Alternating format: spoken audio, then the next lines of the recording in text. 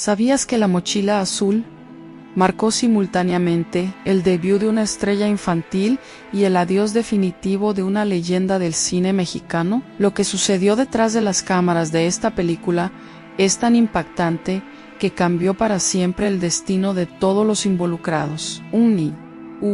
Japan House, 9 años, se enfrentó a tormentos psicológicos para llorar en cámara, mientras que un comediante legendario filmaba su última escena sin saber que jamás volvería a actuar. La verdad detrás de esta película infantil es mucho más oscura y fascinante de lo que imaginas. Quédate hasta el final porque te voy a revelar el método perturbador que el director usaba para hacer llorar a Pedrito Fernández. Hola, soy Suelen, creadora del canal Archivo Oculto, donde destapamos los secretos mejor guardados del cine y la cultura popular. Y hoy vamos a revelar todo lo que nunca te contaron sobre esta película que millones vieron, pero pocos conocen sus oscuros secretos. Era 1978 y México entero cantaba la misma canción obsesivamente. Un niño de apenas 9 años llamado José Martín Cuevas Cobos, conocido artísticamente como Pedrito Fernández,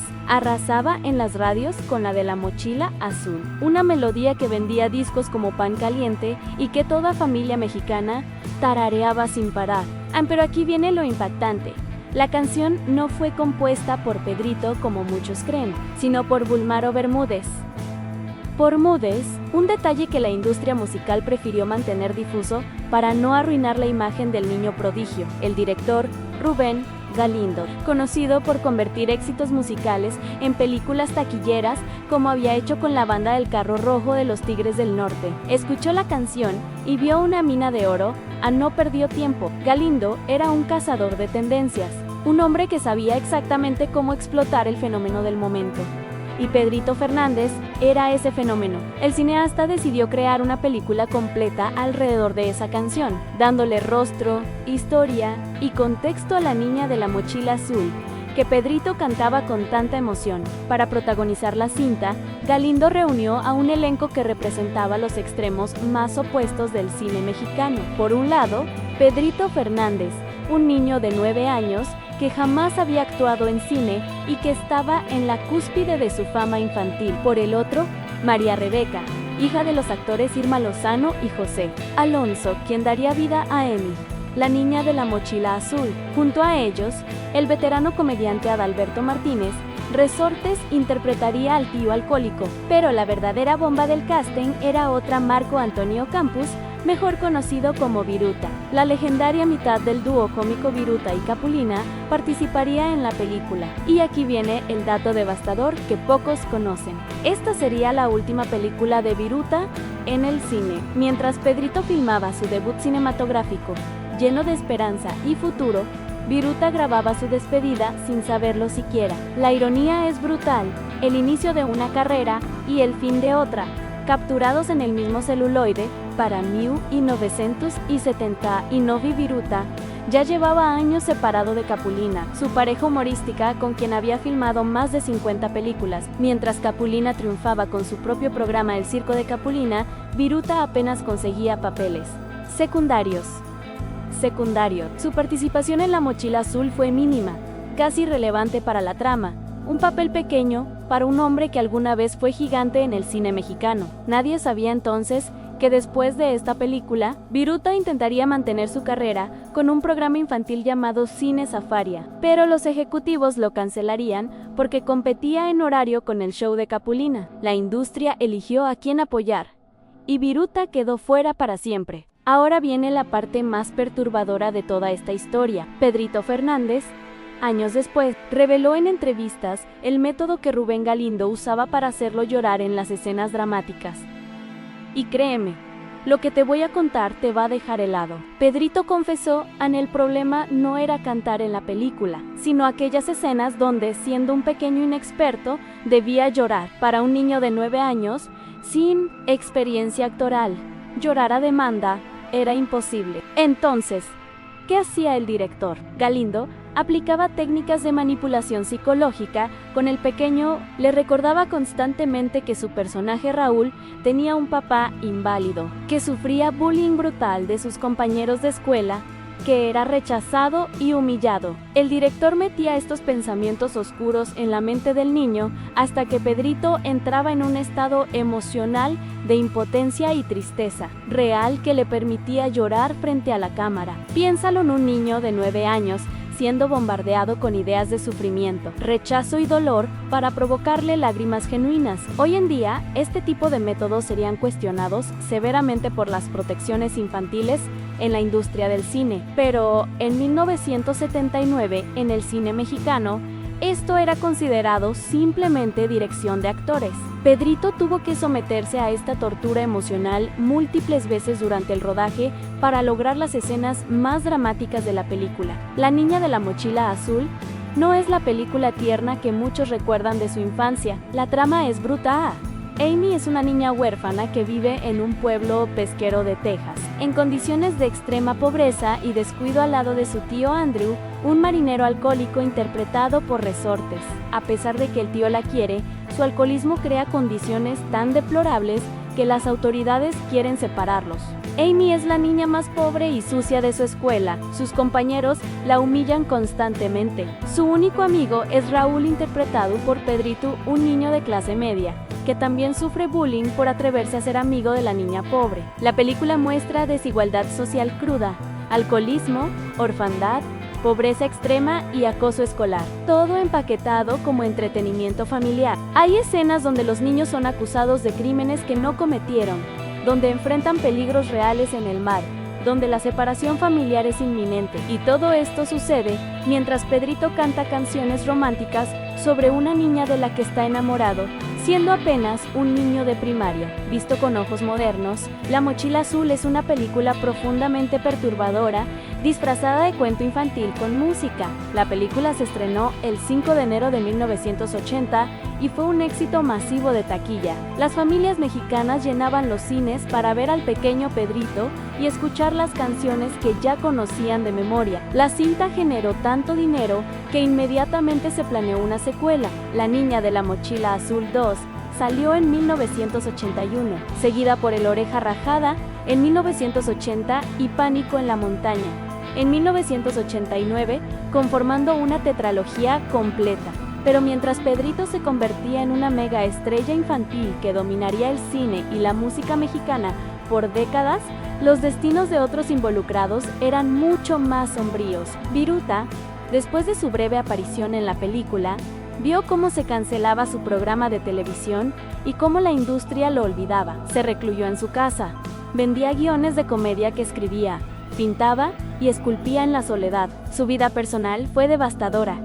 Su esposa María de los Ángeles murió de cáncer de estómago poco después de su separación de Capulina, dejándolo viudo y sin hijos. Después murió su madre, dejándolo completamente solo. Sufrió múltiples infartos a lo largo de los años en uno después de la muerte de su esposa. Otro, cuando cancelaron Cine Safaria. Otro, a principios de los 80, Marco Antonio Campos murió en 1996, olvidado por la misma industria que alguna vez lo adoró. Mientras tanto, la película que marcó su última aparición cinematográfica seguía proyectándose en televisión, mostrando a millones el fantasma de lo que alguna vez fue una estrella. Las canciones de La mochila azul se convirtieron en clásicos permanentes de la música regional mexicana. Décadas después, Pedro Fernández y Asinelito sigue interpretando estas canciones en sus conciertos. Y el público enloquece en entrevistas.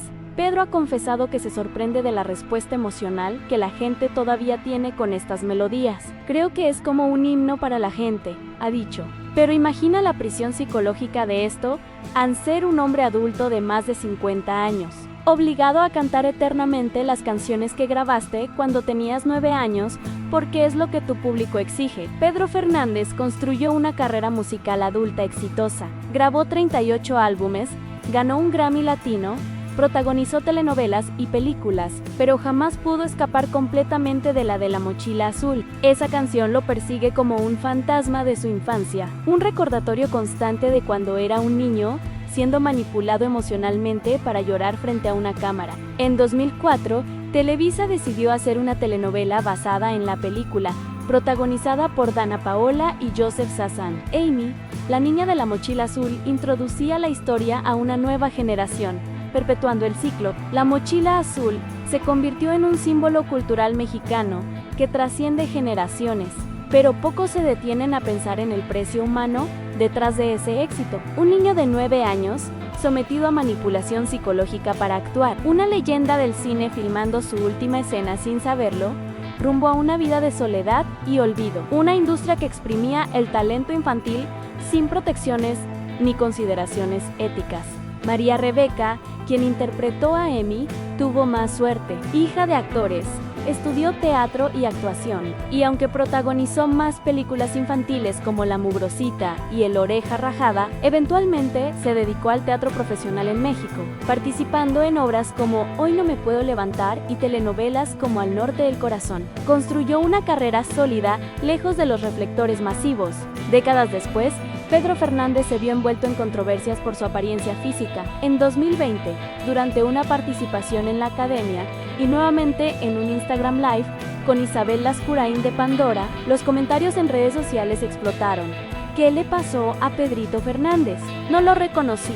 Se ve extraño, decían miles de usuarios. Las especulaciones sobre cirugías plásticas, botox y procedimientos estéticos inundaron internet. Pedro tuvo que grabar un video de 35 minutos defendiéndose, negando haberse hecho cirugías estéticas. Lo comparaban cruelmente con Luis Miguel y otros artistas criticados por su apariencia. El niño angelical de la mochila azul ahora era un hombre mayoere, enfrentando el escrutinio brutal de las redes sociales, donde millones juzgan cada arruga, cada cambio en su rostro.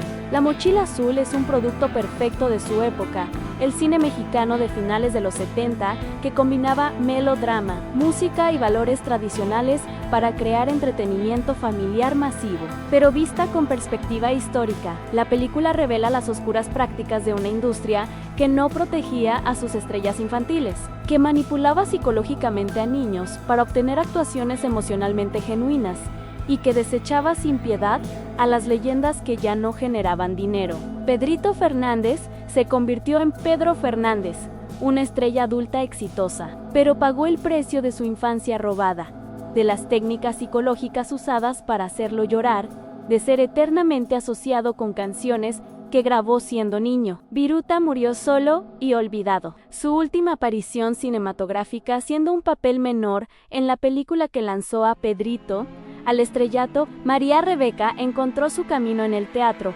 lejos de la explotación infantil del cine comercial. La mochila azul que Emi cargaba en la película era un símbolo de esperanza, de sueños y de supervivencia. Pero detrás de ese símbolo colorido se escondían realidades brutales en pobreza, alcoholismo, abuso emocional y una industria cinematográfica dispuesta a hacer lo que fuera necesario para obtener la toma perfecta, sin importar el costo humano. Hoy, La Mochila Azul sigue siendo proyectada en televisión mexicana, descargada en plataformas digitales y recordada con nostalgia por millones, pero ahora tú conoces la verdad detrás de esas escenas tiernas, detrás de esas lágrimas infantiles, detrás de ese éxito arrollador. Conoces el precio que se pagó para crear ese pedacito de cine mexicano que marcó a toda una generación. Y la próxima vez que escuches la de La Mochila Azul, recordarás que detrás de esa voz angelical había un niño de 9 años siendo manipulado psicológicamente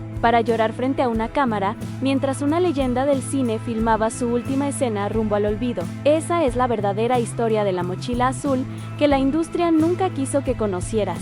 Si este video te impactó tanto como a mí investigar esta historia, déjame un like y suscríbete a Archivo Oculto. Cada semana destapamos los secretos más oscuros del entretenimiento que creías conocer. Cuéntame en los comentarios, ¿sabías sobre el método que usaban para hacer llorar a Pedrito? ¿Conocías el trágico destino de Viruta?